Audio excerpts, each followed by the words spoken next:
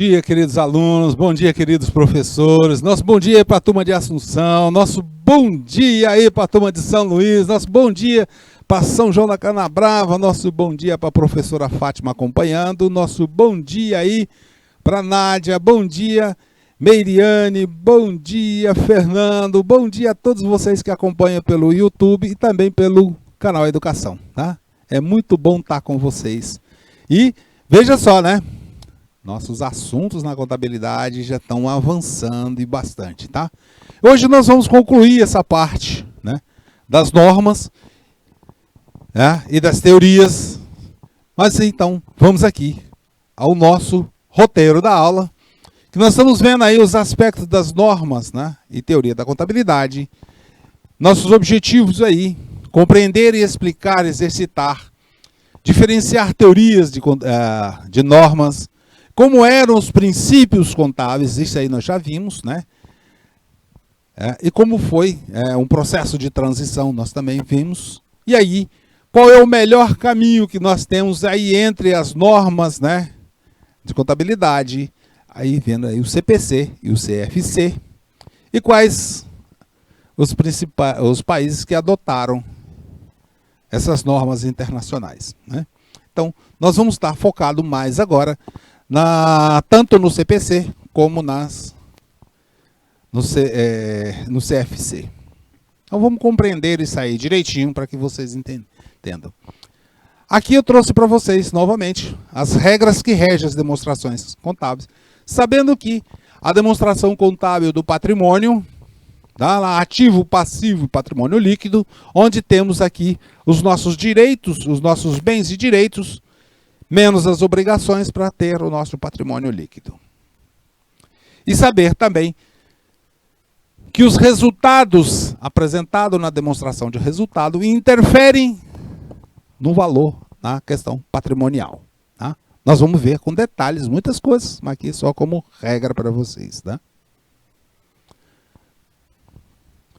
Para que a gente possa compreender melhor os aspectos da norma e teoria, nós vimos aí já parte da teoria, vimos a parte da transição, né, da teoria para normas contábeis, e agora nós vamos ver essas normas nos aspectos mais práticos mesmo, é conhecer a atual estrutura conceitual. Como conceitos fundamentais, nós colocamos aí para vocês uma reprodução de uma construção onde nós temos os postulados, em que está a entidade e a continuidade, os princípios que são as bases, as paredes, né, da nossa casa, colocando aí para vocês o custo histórico, denominador comum, realização da receita, confrontação da despesa, essência da forma, são os nossos pilares, né? E como restrições, temos as convenções, a objetividade, materialidade, consistência e conservadorismo. Né? Assim estavam falando desses princípios. Agora nós vamos ver que houve alguns ajustes para conversão, mas nada disso foi jogado fora. Tá? Então, agora, podemos conversar um pouco com vocês a respeito da teoria contábil normatizada, ou seja, a transição para nós. Mas para a gente conhecer um pouco sobre a transição, nós precisamos entender aqui que as normas contábeis conforme o CPF, o CPC, o Comitê de Pronunciamentos Contábeis e o Conselho Federal de Contabilidade. Né? Então nós vamos ver o que significa essas siglazinhas aí. Bom, para iniciar o nosso estudo, nós precisamos saber, né, o que é CPC. Para que a gente possa isso, eu preciso conhecer primeiro o que é CPC. Né? Se eu só estou falando nisso aí, então eu tenho que entender o que é primeiro isso aí. Bom, o CPC, pessoal, é um comitê de pronunciamentos contábeis. Vamos pegar aqui a canetinha para nós aqui. Né? Não, essa daqui não, essa daqui. Isso, tá bom, né? Comitê. Opa, não escreveu? Vamos ver aqui de novo. Bom, o nosso Comitê de Pronunciamentos Contábeis, ou CPC, ele foi a partir de uma demanda,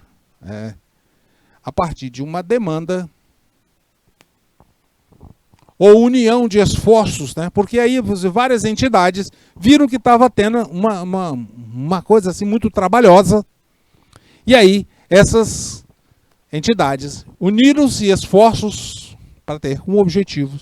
E aí essas entidades que estão aqui, a Abrasca, Associação Brasileira de Companhias Abertas, a APMEC Nacional, que é a Associação de Analistas e Profissionais de Investimentos no Mercado de Capitais, a Bolsa de Mercadoria e Futuros, a Bovespa, o Conselho Federal de Contabilidade, o IBRACON, Instituto de Auditores Independentes do Brasil, e o FIPECAF, Fundação Instituto de Pesquisas Contábeis, Atuariais e Financeiras. E veja só, esse comitê foi criado pela resolução do Conselho Federal de Contabilidade 1055 em 2005. Tá? Veja que aqui a ideia está se tendo de formar um comitê para ter informações mais consolidadas e mais unitárias. Então, o CPC surgiu em função de necessidades daquelas da área empresarial e também de profissionais. Então, nós temos aí que o CPC surgiu em decorrência de necessidade de convergência internacional das normas contábeis, com o propósito de reduzir custos e elaborar relatórios contábeis, e também redução de riscos e custos nas análises e decisões, e também redução de capital. O outro aspecto relevante também que nós temos é a centralização da emissão de normas de contabilidade, uma vez que no Brasil tínhamos várias, né? Nós tínhamos aí a Bolsa de Valores, as entidades de auditoria, o Conselho Federal de Contabilidade, todos aqueles órgãos lá que se reuniram para fazer, cada um emitia suas normas. E isso, pessoal, né, uma vez centralizado, passa a ser aprovações, né? Isso aí. E aqui nós vamos dizer que nós vamos ter uma representação e processo democrático para a produção de informações. Né? Veja assim que nós, contabilidade, somos geradores de informações contábeis e também auditorias e usuários, intermediários, academias e tudo mais. São partes interessadas nessas informações, então nada melhor do que ter informações. Né? E também o mercado internacional tem interesse nessas informações. E assim nós podemos dizer que o CPC, criado pela resolução, então nós estamos falando do CPC, que foi criado pela resolução 1055, com o objetivo de fazer estudos, preparar e emitir pronunciamentos técnicos sobre procedimentos contábeis e divulgação de informações. E assim, permitir a emissão de normas reguladoras brasileiras, aqui agora já, nós estamos falando de questões internacionais, mas aqui também regulando aqui, por meio de entidades reguladoras brasileiras, emitir normas, né, padronizadas ou centralizadas, uniformizadas, para a atuação do profissional e produção da contabilidade. Também levando em conta a convergência da contabilidade brasileira para padrões internacionais. Veja só que nós estamos falando aqui, pessoal, quando nós estamos falando dessa padronização, essa convergência internacional, nós estamos levando em consideração aqui que a nossa contabilidade também, ela agora passa a poder ser lida e colhida informações delas para investidores internacionais. As características básicas, né, do nosso CPC está em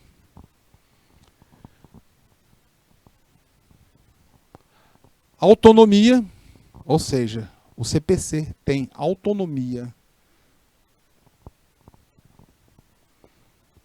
Embora os membros sejam de entidades diferentes, mas o CPC tem autonomia. Então, aquelas pessoas que participam do CPC têm a autonomia em relação às suas entidades próprias.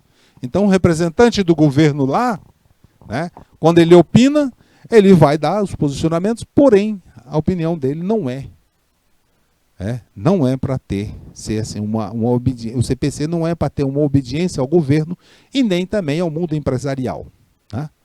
É para ter uma visão mais ampla.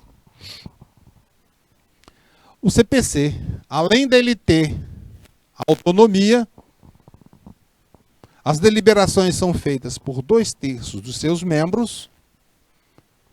E nós temos atualmente 6 entidades que compõem o CPC, embora podemos ter outras, né, no futuro. O CPC é uma entidade assim, não é um... Ele tem essa estrutura, mas ela tem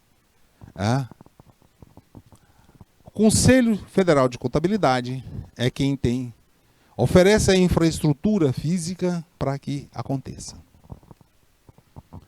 Os membros do CPC, 2 deles por cada entidade que representam, ou seja, 6 entidades, tem 2 membros. Na maioria desses membros são contadores e não recebem remuneração pelo CPC. Então, é como se fosse uma participação voluntária. Tá?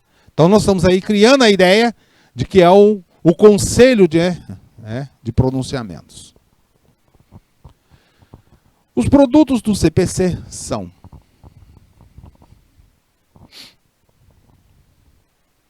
os pronunciamentos técnicos. Vamos pegar vermelho agora. Os produtos do CPC são os pronunciamentos técnicos, as orientações e interpretações a respeito das normas de contabilidade. Então, os pronunciamentos técnicos são aqueles que são relacionados à atuação técnica de como o profissional deve exercer e realizar a contabilidade. Temos as orientações também, que são aquelas que orientam os profissionais de como devem ser feitos os trabalhos. E as interpretações também são relacionadas para que as pessoas possam saber interpretar como é que funciona essa contabilidade. Tá?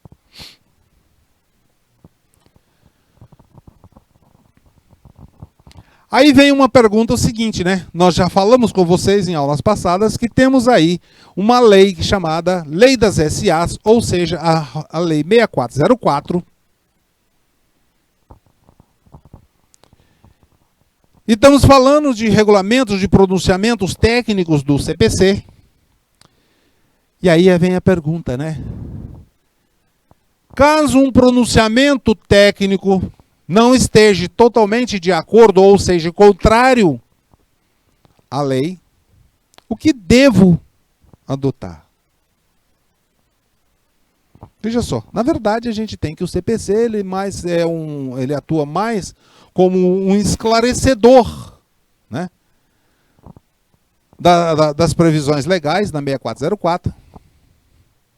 Mas assim, nós temos que o CPC também, ele não passa os pronunciamentos, né, com as aprovações, está lá as entidades, as 6 entidades, com seus representantes, aprovam, e isso são, os pronunciamentos, eles são infralegal. O que significa ser infralegal? Porque não passa por um processo legislativo, ou seja, não é lei. E se não é lei, nós temos mais facilidade para aprovar, né? É claro. Né? O próprio CPC analisa, né? E aprova. Né? Tem lá as suas ideias. Mas a natureza infralegal nos dá uma ideia para que a gente possa responder quando um pronunciamento do CPC for contrário ao que está previsto na lei. O que devemos adotar? Bom, quando houver um confronto entre a lei e o pronunciamento, o que deve adotar é a lei. Tá. Pessoal, por que a lei? Porque a lei, pessoal, pressupõe que é uma manifestação. A lei é uma manifestação da vontade popular por meio dos seus representantes, deputados e senadores, vereadores e tudo mais, tá? E o CPC, como seus membros, não tem essa função de representar o povo, mas sim de buscar uma forma de ter uma atuação profissional convergente com as questões, com a contabilidade internacional. Essa dúvida, pessoal, nós podemos esclarecer para vocês, o CPC 27, que trata de hipótese de avaliação ou reavaliação de ativos imobilizados. E ele diz lá no CPC que é permitida a reavaliação, mas quando é permitido pela lei. Só que a lei das SAs não permite reavaliação de imóveis, do imobilizado. Né? Não é do imóvel, de imobilizado. Assim, nós podemos dizer que quando ocorre dúvidas entre a lei e o CPC, o entendimento é que o que prevalece é o que está na lei. Então, o ativo imobilizado não deve ser reavaliado. O professor, por que me interessa isso? Eu quero saber de quando... Olha, para a gente saber de contabilidade, nós precisamos entender o que é permitido e o que não é permitido. Mas também nós temos algum pronunciamento, um CPC, que trata de questões mais gerais e outros de questões mais específicas. Vamos botar de outra cor, né? E outros de questões mais específicas. Temos o CPC 00, por exemplo, é mais geral. Aí nós temos 47, já quase 50 pronunciamentos, né?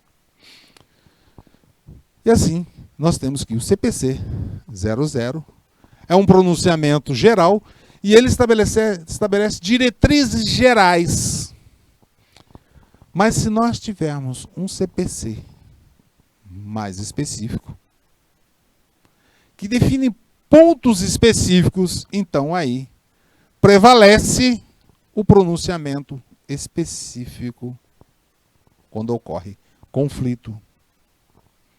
Pessoal, aqui, veja que aqui, nós temos vocês podem ter algum que esteja aí conhecimento da área jurídica, algum professor da área jurídica, nós poderíamos dizer que quando tem na lei, né, essa questão é um pouquinho diferente. Né? Se eu tenho uma lei geral, por exemplo, o Código Tributário, é uma lei mais geral, então as leis, né, que entrarem, mais específicas, que entrarem em conflito com uma lei mais geral ou que com a Constituição, prevalece o quê?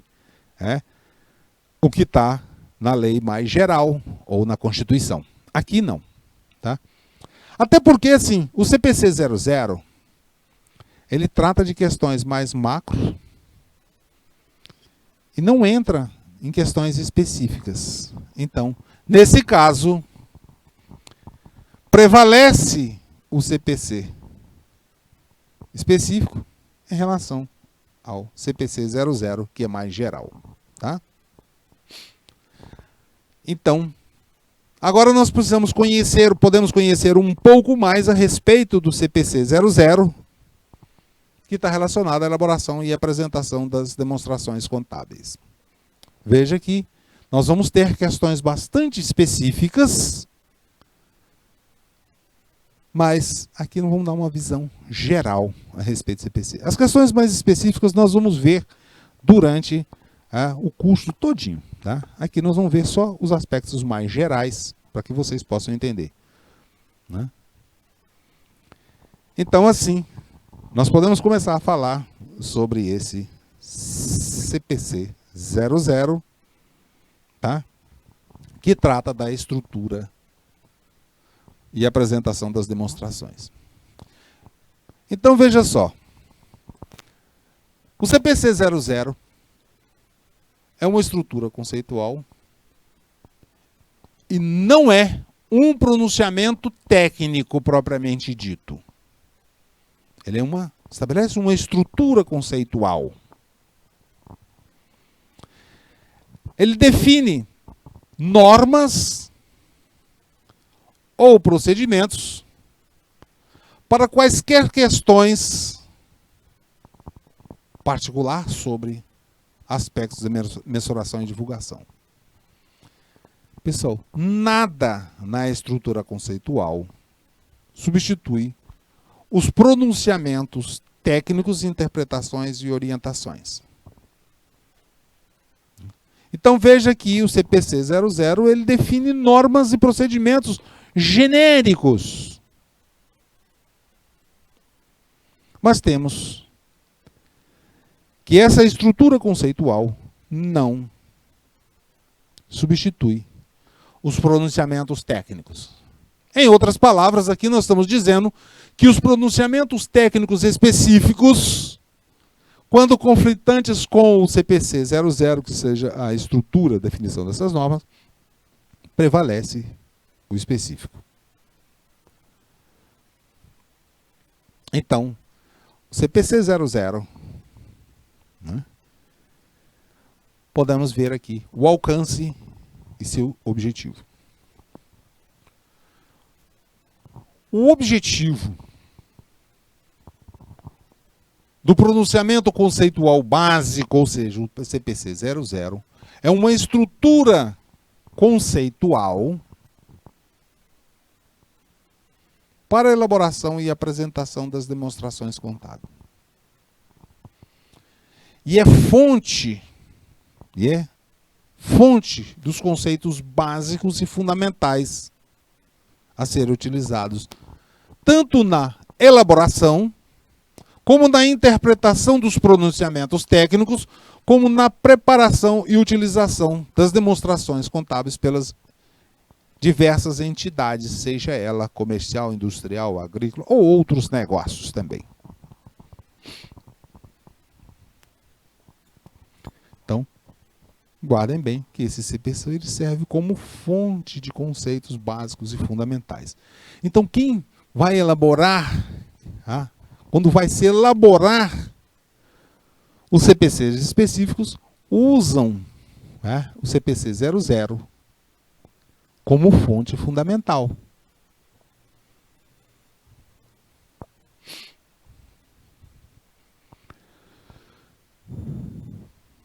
Então, é um documento tomado como fonte para a estrutura,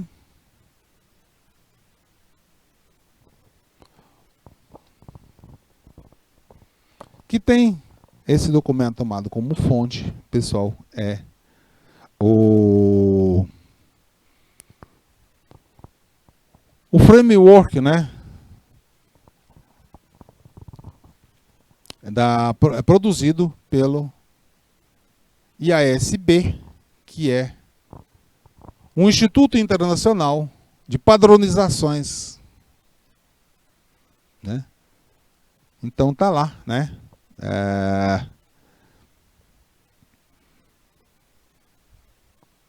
Esse framework, pessoal, The Preparation and Presentation of Financial Statement, seja, é um documento para preparação e apresentação de demonstrações contábeis, tá?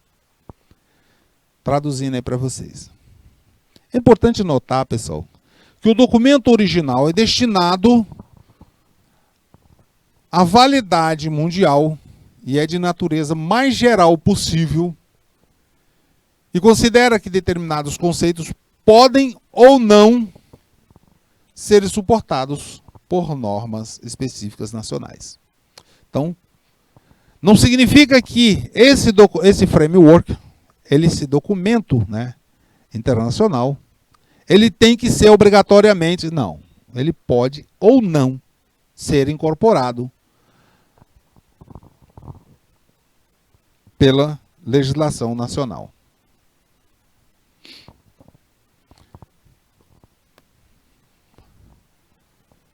Na estrutura, nós temos diversas alternativas e critérios de avaliações ou bases para mensuração de ativo. Ou seja, para medir ou avaliar. Nós temos aqui diversas alternativas ou critérios de avaliação, né?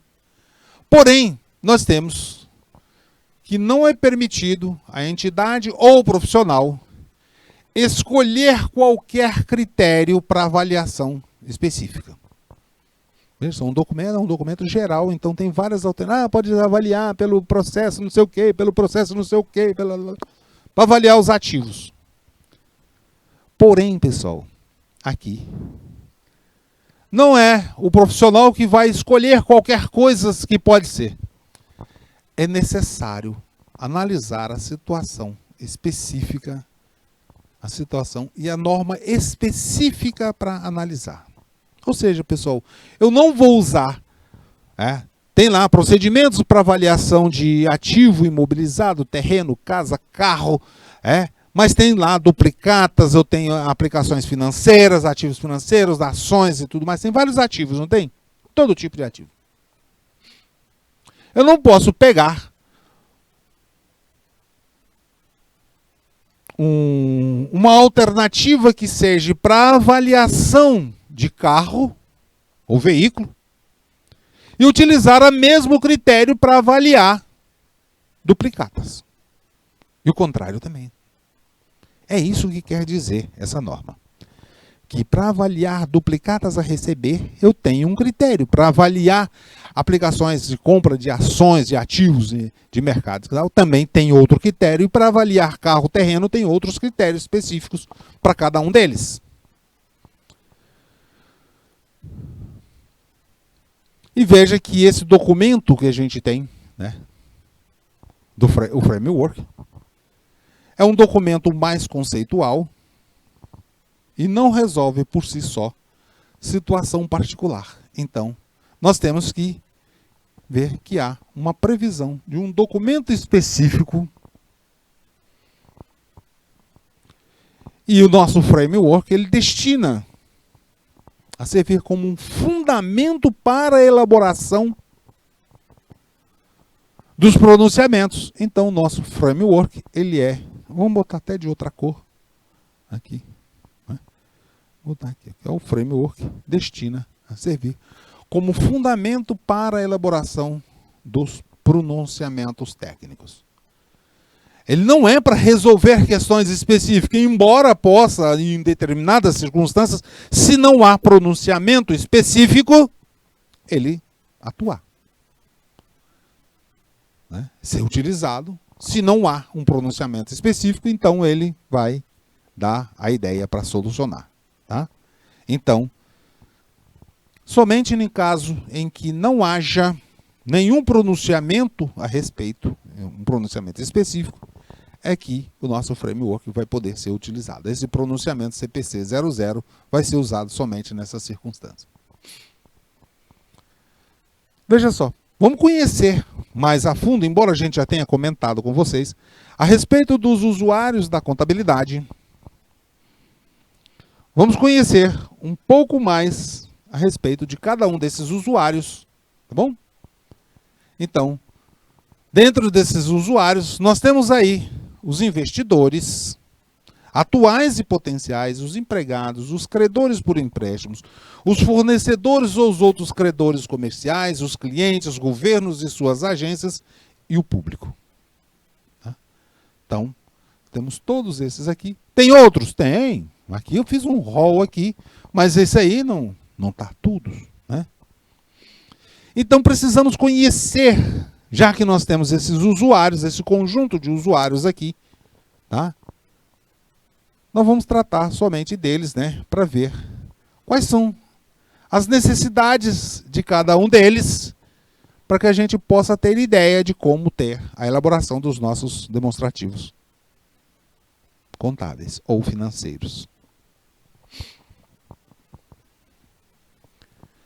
Assim, nós podemos ver que o investidor, pessoal, o investidor ele vai fazer um investimento e o que ele quer saber, né, é se a entidade dá retorno, né? Esses camaradas aqui são pessoas, ou analista deles, né, de capital de risco e seus analistas, né, que estão preocupados com riscos ao investimento que vai fazer e também ao retorno.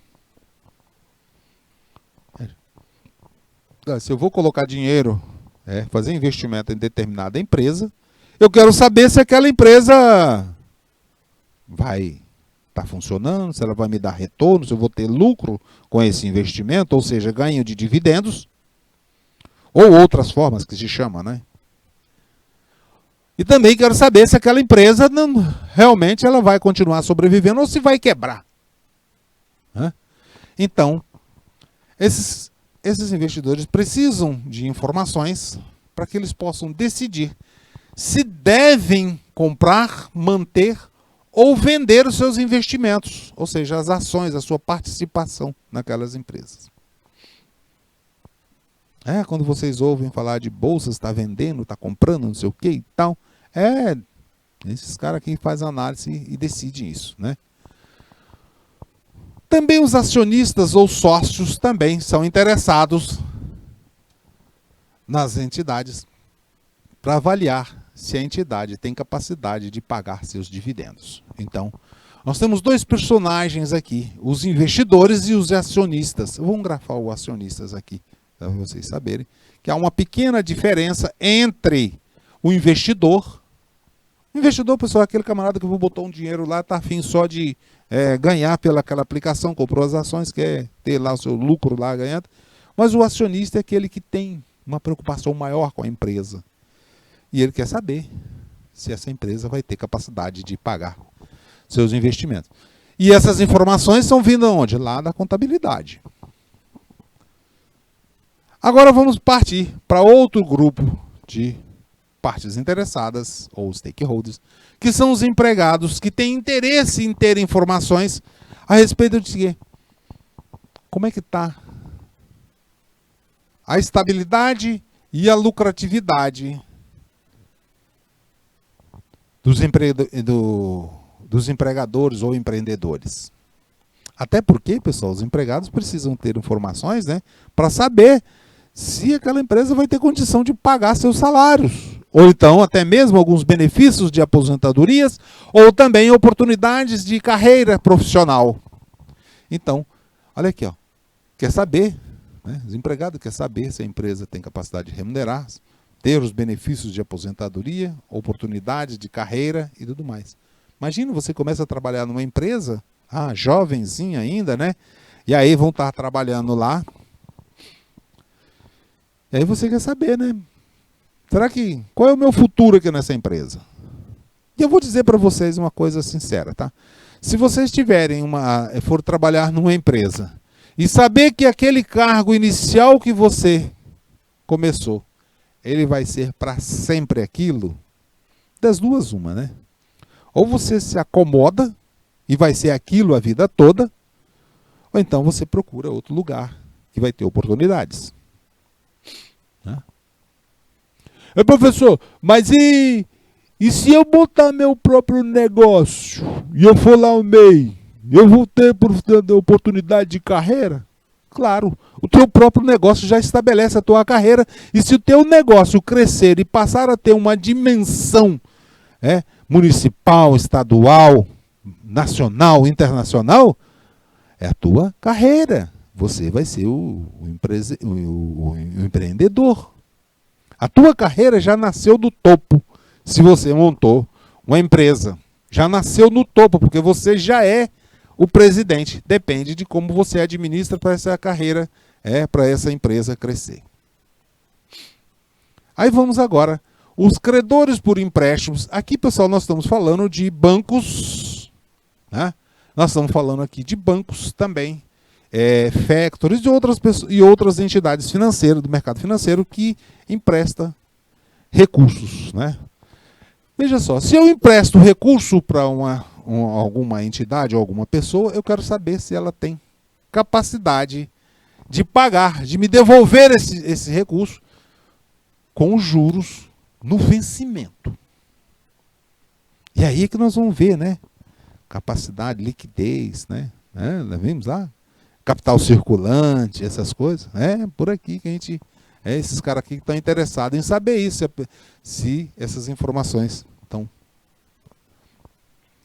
Aí nós temos um outro grupo aqui, que é os fornecedores ou credores comerciais. Olha só, vamos ver o seguinte. Imagina que você tem uma empresa e tem a produção. Vamos supor aí que você montou um ateliê e está fazendo os calça jeans e você vai vender para as lojas. Olha só. Imagina só, você vai pegar o teu produto e vai entregar para uma loja. Se não for venda à vista, você entregou, recebeu, acabou a conversa. Tá? Entendeu? Se você entregou, um produtor, e você entregou e recebeu, no mesmo momento que você entrega, então o teu risco aí foi só na tua formação de preço, na negociação, alguma coisa lá. Mas risco de crédito não tem. Mas se você chegou lá, entregou os produtos para receber em determinado prazo, você precisa saber se essas lojas vão te pagar no vencimento. Então você entregou o produto, está fornecendo o produto, né? Normalmente, aí, dependendo do produto, é pagamento de 7 dias, 8 dias, né? Tem empresa que trabalha aí com 8 dias. Ou algumas negociações mais arrojadas, né? Vai com 30, 60, 90. Eu já vi até de 180. Tá? Fornecimento de produtos até 180. Inclusive, como exemplo, fiz uma negociação um determinado tempo para uma rede de lojas, comprando móveis e eletros. Móveis, né? E aí, a empresa lá trabalhava com 30, 60, 90 até 120. Eu fiz a proposta para ir 150 a 180. Passamos 2 a 3 semanas. E a empresa lá não queria. No fim, fizemos a parceria com esse fluxo assim. Então, os credores ou fornecedores comerciais estão interessados, né? Se a entidade vai ter como pagar, né, os recursos que ela está concedendo. Ou como se fosse um empréstimo, pessoal. É a mesma ideia do empréstimo aqui para a gente. E também querem saber se essa empresa, né, vai ter perspectiva de continuidade.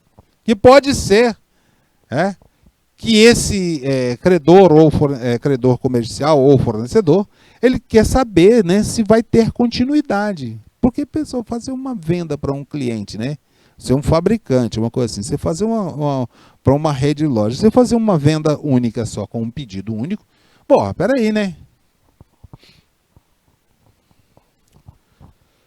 Os clientes têm interesse? Tem também, né? Principalmente quando se trata de operações ou relacionamento de longo prazo. Então, aqui quando temos relacionamento de longo prazo, isso aí pode ser muito importante. Imagina só, você montou fez um projeto e aí você tem lá uma determinada peça que você vai comprar para compor o teu produto. Imagina, você tá. E aí essa peça é importante para ter. Você precisa saber se aquele fornecedor vai ter continuidade. Ô professor, mas eu não vou fazer carro, nem bicicleta, nem moto não. Eu vou fazer aqui uma lanchonete e tal. E meu negócio aqui é lanchonete, não tem esse negócio de... não tem não? Você tem lá uma demanda de pães para fazer o sanduíche, não tem? O X não sei o que lá, né? E aí você fez todo um projeto todinho para o fornecimento desse... Professor, mas acontece o seguinte, né? Aqui na minha cidade tem mais de uma padaria. Se um fornecedor não tiver, eu compro da outra. Vai nessa para te ver. Você tem uma demanda. Então você tem que fazer uma parceria com o teu fornecedor, porque o pão de uma padaria pode ser diferente, o pão para fazer sanduíche pode ser diferente da outra, ou a padaria pode ter políticas de produção diferentes. E aí, se você já tem uma parceria, então a padaria já sabe que você vai consumir diariamente ou semanalmente 20, 30, 40, 50 pães, né, de hambúrguer e tal. Então é importante você saber, como cliente. Professor, estou entendendo. Não é só para empresa grande. Não é só para empresa grande, não. É empresa pequena também. E aqui também temos esse outro camarada aqui, chamado governos e suas agências. Aqui, pessoal, nós estamos falando de Anatel, Anvisa, né? São as agências reguladoras do Estado. Quando eu falo Estado, pessoal, é o Estado como um todo. É o Estado o Brasil, é o Estado do Piauí, é o Estado do município de Assunção, de São João da Gravatar. Então o Estado entenda, né, como a entidade estatal. Tá? Eles também estão interessados na destinação dos recursos e assim, das atividades da entidade. Por que eles necessitam disso, pessoal? Por algumas razões. Né? Até porque as entidades, os estados, as entidades estatais precisam estabelecer sua política fiscal e também ser base para determinada da renda nacional em estatísticas semelhantes, porque são as organizações aqui que eles vão estar regulando atividades que vão estar gerando trabalho, emprego e renda, e também vai estar gerando para o Estado os tributos. E assim, nós também podemos falar para vocês, né, do público em geral. Pessoal, veja só, quando a gente fala do público em geral, né, nós estamos falando que aqui as entidades vão ter contribuição na economia local de diversas formas, né, como empregando as pessoas, ou utilizando fornecedores locais, comprar lá o pão da lanchonete, comprar da padaria e tudo mais, né? E essas demonstrações contábeis é que permitem que essas entidades aqui consigam informações das entidades para tomar suas decisões. Vamos fazer o seguinte, né? Vamos dar uma pausa aqui e eu volto com vocês na próximo bloco para a gente comentar um pouco mais a respeito dessas questões, tá bom? Rapidinho a gente está de volta.